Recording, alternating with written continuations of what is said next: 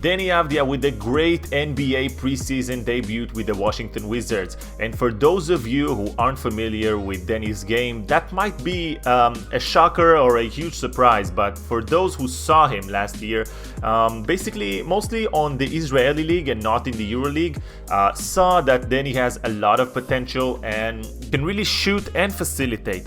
If we're looking at the EuroLeague stats, they are somehow misleading because in the EuroLeague it's really a small sample size of Deni's game.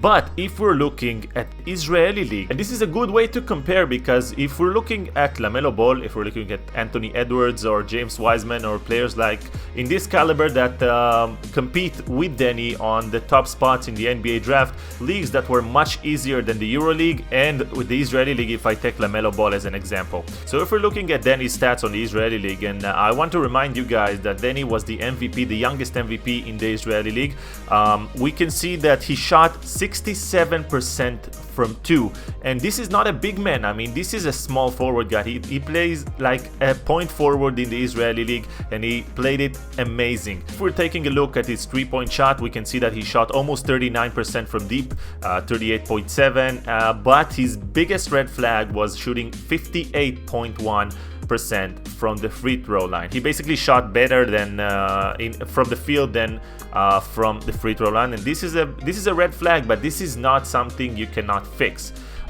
He rebounded the ball well, 6.1 rebounds, and he had some decent assist ratio. Also blocked almost 1 shot per game. So to remind you guys, this kid is 19 years old. He was the youngest MVP in the Israeli League, and he was the MVP of the European Championship. Just to put some things in perspective, Luka Doncic, who was the youngest MVP of the EuroLeague ever, shot, for example, in the Spanish League, 29.3%.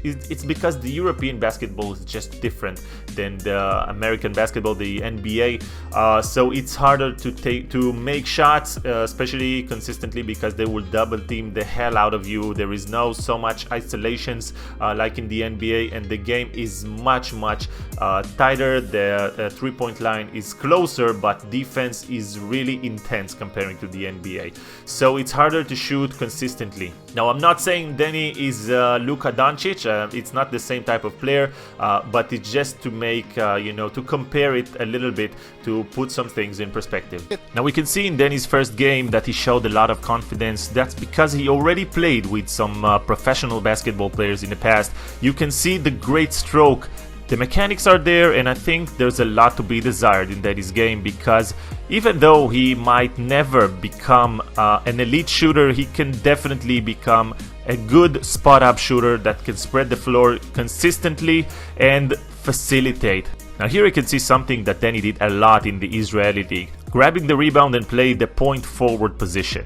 So you can see how Deni navigates his teammates into the corner to spread the floor, and how he finds Mo Wagner for an easy dunk is just really a small sample size of what Deni is capable of in the open court. Another example we get in the final seconds of the second quarter, Deni grabbing the rebound, pushing the tempo, taking a tough shot over DeAndre Jordan from the free throw line to end the first half.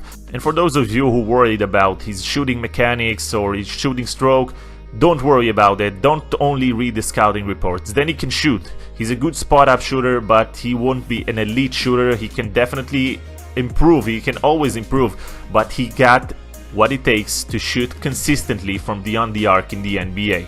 In addition to all that, Deni can facilitate, Deni can create his own shot, Deni can do a little bit of everything, and I have no doubts that if Washington could use him wisely, he can definitely compete for the Rookie of the Year award, and he can definitely contribute for the long term for the Wizards. Now here you can see something that Deni did in the EuroLeague, in the Israeli League, and since he's a kid, he got an amazing post-up skills.